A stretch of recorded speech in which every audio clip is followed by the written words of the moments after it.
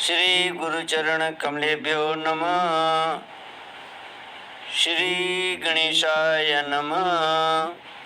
श्री सरस्वत्यै नमः। श्री विष्णवे नमः। श्री कृष्ण गोविंद हरे मुरारी, हे नाथ नारायण वासुदेव।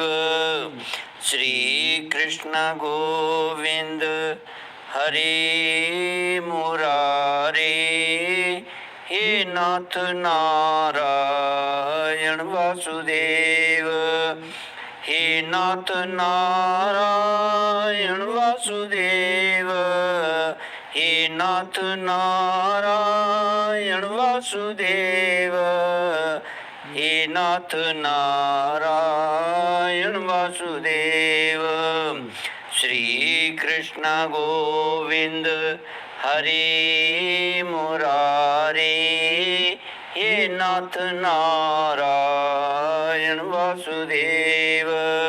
श्री कृष्ण गोविंद हरे मुरारी, हे नाथ नारायण वासुदेव।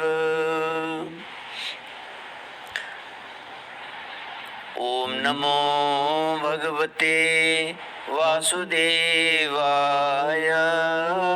ओम नमो भगवते वासुदेवाय। ओम नमो भगवते वासुदेवाय। ओम नमो भगवते वासुदेवाय। ओम नमो भगवते वासुदेवाय। ओम नमो भगवते वासुदेवाय।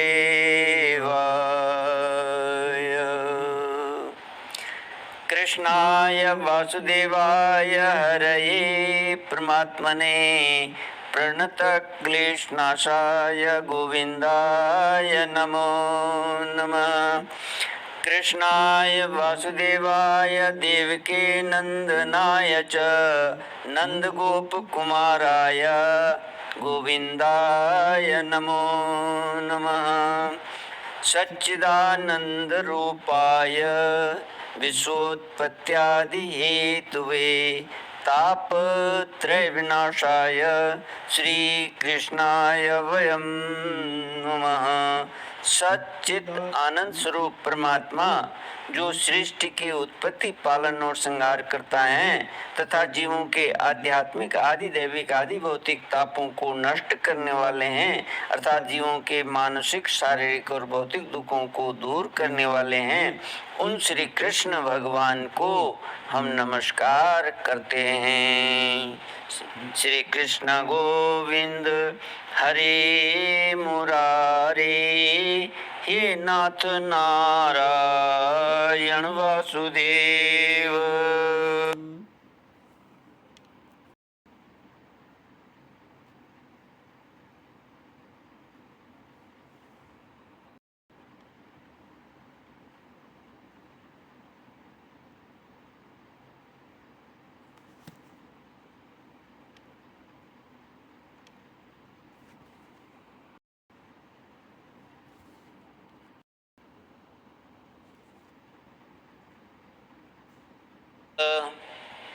द्वादश स्कंद अथ नवमोऽध्याय। सूत उवाच संस्तुतो भगवान् नित्यं मार्कण्डेयेन धीमता नारायणो नरसखा प्रीत आह भृगुद्वहम्। श्री भगवानुवाच भो भो ब्रह्म ऋषि वर्यासि सिद्ध आत्मसमाधिना मयि भक्त्या न पायिन्या तपा स्वाध्याय संयमैः वयं ते परितुष्टा स्म त्वद्बृहद्व्रतचर्यया वरं प्रतीक्ष भद्रं ते वरदेशादभीप्सितम्। श्रीमद् भागवत 12वां स्कंद 9वां अध्याय मार्कंडेय जी का माया दर्शन। सूत जी कहते हैं, जब ज्ञान संपन्न मार्कंडेय मुनि ने इस प्रकार स्तुति की, तब भगवान नर नारायण ने प्रसन्न होकर मार्कंडेय जी से कहा। भगवान नारायण ने कहा, सम्मान्य ब्रह्म ऋषि शिरोमणि, तुम चित्त की एकाग्रता, तपस्या, स्वाध्याय, संयम और मेरी अनन्य भक्ति से सिद्ध हो गए हो। तुम्हारे इस आजीवन ब्रह्मचर्य व्रत की निष्ठा देखकर हम तुम पर बहुत ही प्रसन्न हुए हैं। तुम्हारा कल्याण हो। मैं समस्त वर देने वालों का स्वामी हूँ, इसलिए तुम अपना अभीष्ट वर मुझसे मांग लो। मार्कंडेय मुनि ने कहा, देव देवेश, शरणागत भयभारी अच्युत, आपकी जय हो, जय हो। हमारे लिए बस इतना ही वर पर्याप्त है कि आपने कृपा करके अपने मनोहर स्वरूप का दर्शन कराया। ब्रह्मा शंकर आदि देवगण योग साधना के द्वारा एकाग्र हुए मन से ही आपके परम सुंदर श्री चरण कमलों का दर्शन प्राप्त करके कृतार्थ हो गए हैं। आज उन्हीं आपने मेरे नेत्रों के सामने प्रकट होकर मुझे धन्य बनाया है। पवित्र कीर्ति महानुभावों के शिरोमणि कमल नयन, फिर भी आपकी आज्ञा के अनुसार मैं आपसे वर मांगता हूँ। मैं आपकी वह माया देखना चाहता हूँ जिससे मोहित होकर सभी लोक और लोकपाल अद्वितीय वस्तु ब्रह्म में अनेकों प्रकार के भेद विभेद देखने लगते हैं। सूत जी कहते हैं, सौनक जी, जब इस प्रकार मार्कंडेय मुनि ने भगवान नर नारायण की इच्छा अनुसार स्तुति पूजा कर ली एवं वरदान मांग लिया, तब उन्होंने मुस्कुराते हुए, ठीक है, ऐसा ही होगा। इसके बाद वे अपने आश्रम बद्री वन को चले गए। मार्कंडेय मुनि अपने आश्रम पर ही रहकर निरंतर इस बात का चिंतन करते रहते कि मुझे माया के दर्शन कब होंगे। वे अग्नि, सूर्य, चंद्रमा, जल, पृथ्वी, वायु, आकाश एवं अंतःकरण में और तो क्या सर्वत्र भगवान का ही दर्शन करते हुए मानसिक वस्तुओं से उनका पूजन करते रहते। कभी कभी तो उनके हृदय में प्रेम की ऐसी बाढ़ आ जाती कि वे उसके प्रवाह में डूबने उतराने लगते। उन्हें इस बात की भी याद न रही थी कि कब कहाँ किस प्रकार भगवान की पूजा करनी चाहिए। सोनक जी, एक दिन की बात है, संध्या के समय पुष्पभद्रा नदी के तट पर मार्कंडेय मुनि भगवान की उपासना में तन्मय हो रहे थे। भगवान उसी समय एकाएक बड़े जोर की आंधी चलने लगी। उस समय आंधी के कारण बड़ी भयंकर आवाज होने लगी और बड़े विकराल बादल आकाश में मंडराने लगे। बिजली चमक चमक कर कड़कने लगी और रथ के धुरे के समान जल की मोटी मोटी धाराएं पृथ्वी पर गिरने लगी। यही नहीं, मार्कंडेय मुनि को ऐसा दिखाई पड़ा कि चारों ओर से चारों समुद्र समूची पृथ्वी को निगलते हुए उमड़े आ रहे हैं। आंधी के वेग से समुद्र में बड़ी बड़ी लहरें उठ रही हैं, बड़े भयंकर भंवर पड़ रहे हैं और भयंकर ध्वनि कान फाड़े डालती है। स्थान स्थान पर बड़े बड़े मगर उछल रहे हैं। उस समय बाहर भीतर चारों ओर जल ही जल दिखता था। ऐसा जान पड़ता था कि उस जल राशि में पृथ्वी की ही नहीं स्वर्ग भी डूबा जा रहा है। ऊपर से बड़े वेग से आंधी चल रही है और बिजली चमक रही है, जिससे संपूर्ण जगत संतप्त हो रहा है। जब मार्कंडेय मुनि ने देखा कि इस जल प्रलय से सारी पृथ्वी डूब गई है। उद्भिज, स्वेदज, अंडज और जरायुज चारों प्रकार के प्राणी तथा स्वयं वे भी अत्यंत व्याकुल हो रहे हैं। तब वे उदास हो गए और साथ ही अत्यंत भयभीत भी। उनके सामने ही प्रलय समुद्र में भयंकर लहरें उठ रही थी। आंधी के वेग से जल राशि उछल रही थी और प्रलयकालीन बादल बरस बरस कर समुद्र को और भी बढ़ते जा रहे थे। उन्होंने देखा कि समुद्र ने द्वीप, वर्ष और पर्वतों के साथ सारी पृथ्वी को डुबा दिया। पृथ्वी, अंतरिक्ष, स्वर्ग, ज्योतिर्मंडल, ग्रह, नक्षत्र एवं तारों का समूह और दिशाओं के साथ तीनों लोग जल में डूब गए। बस उस समय एकमात्र महामुनि मार्कंडेय ही बच रहे थे। उस समय वे पागल और अंधे के समान जटा फैलाकर यहाँ से वहाँ और वहाँ से यहाँ भाग भाग कर अपने प्राण बचाने की चेष्टा कर रहे थे। वे भूख प्यास से व्याकुल हो रहे थे।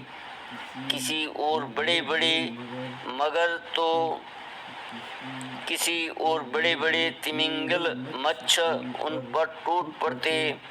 किसी ओर से हवा का झोंका आता तो किसी ओर से लहरों के थपेड़े उन्हें घायल कर देते।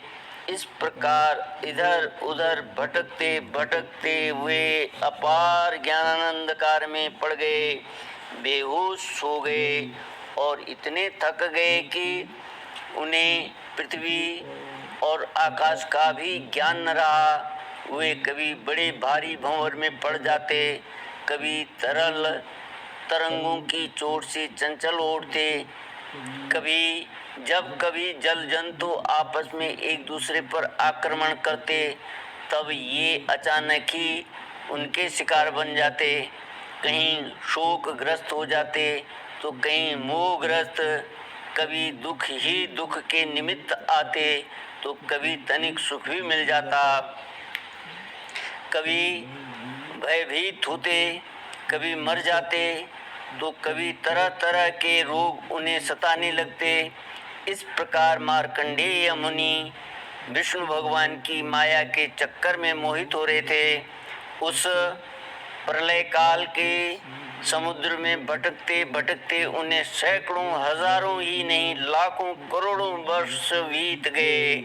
श्री कृष्ण गोविंद हरे मुरारे, हे नाथ नारायण वासुदेव। सूजी कहते हैं, सोनक जी, मार्कंडेय मुनि इसी प्रकार प्रलय के जल में बहुत समय तक भटकते रहे। एक बार उन्होंने पृथ्वी के एक टीले पर एक छोटा सा बरगद का पेड़ देखा। उसमें हरे हरे पत्ते और लाल लाल फल शोभायमान हो रहे थे। बरगद के पेड़ में ईशान कोण पर एक डाल थी, उसमें एक पत्तों का दोना सा बन गया था। उसी पर एक बड़ा ही सुंदर नन्हा सा शिशु लेट रहा था। उसके शरीर से ऐसी उज्जवल छटा छिटक रही थी जिससे आसपास का अंधेरा दूर हो रहा था। वह शिशु मरकत मणि के समान सांवला सांवला था। मुखमंडल, मुख कमल पर सारा सौंदर्य फूट रहा था।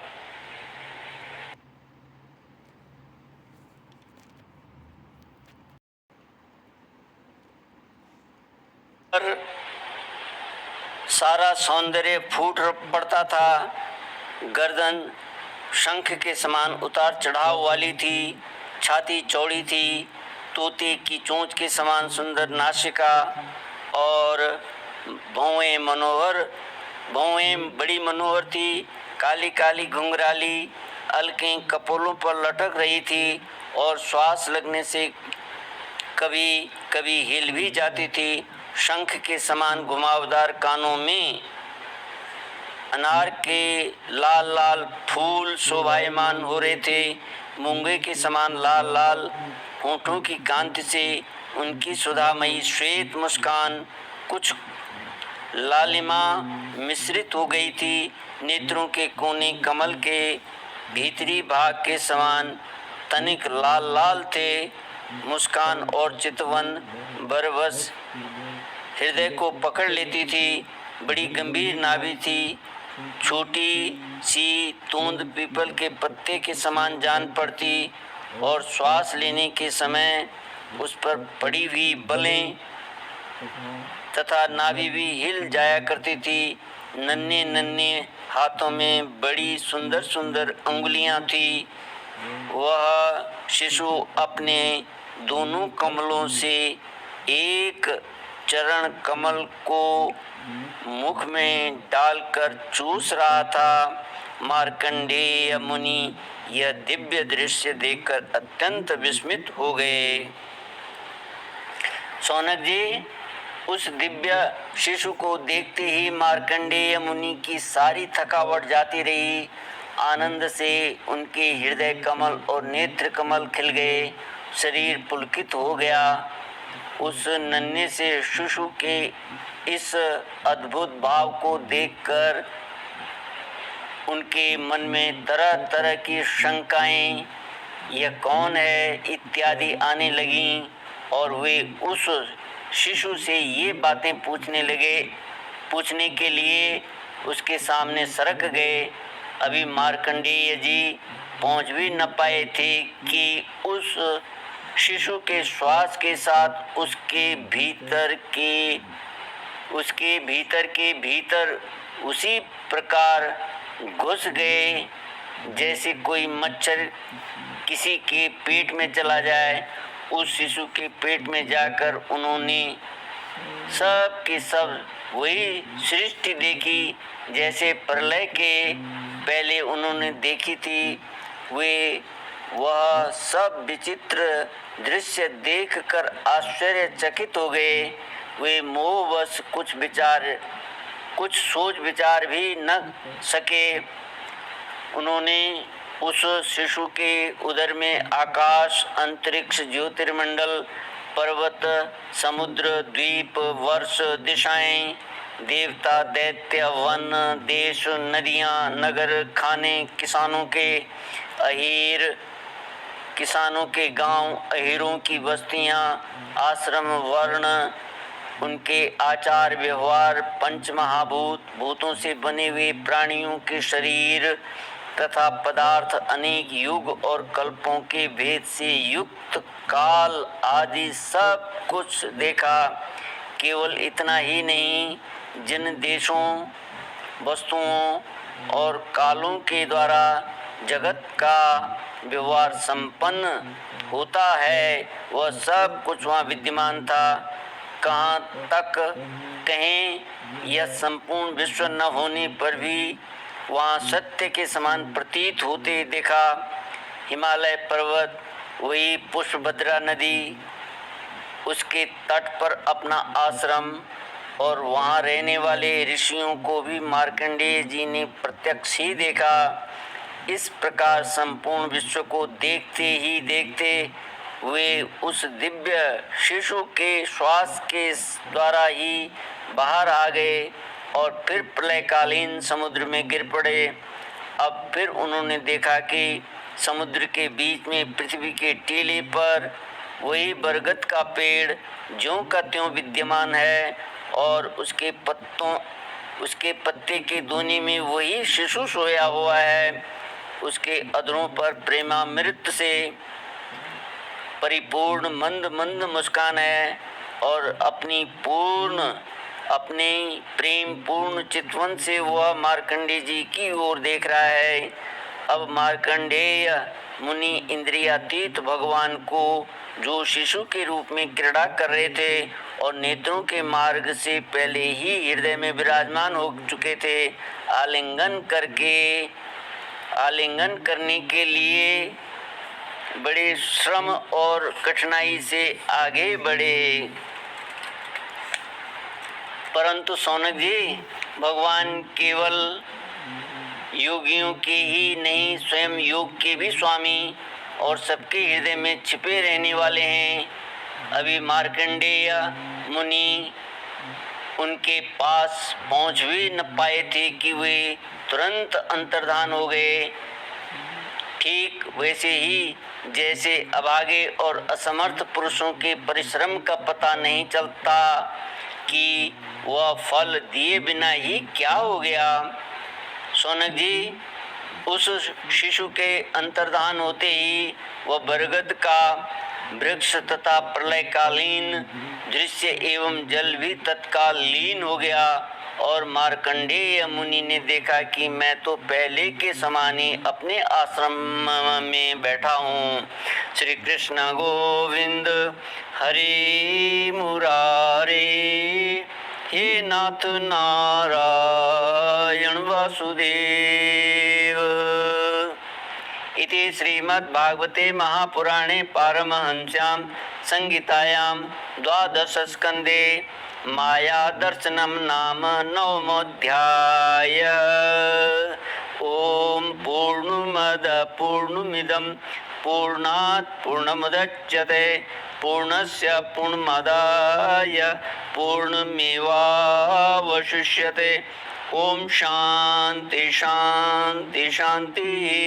हरि ओम श्री गुरुभ्यो नमः। हरि ओम।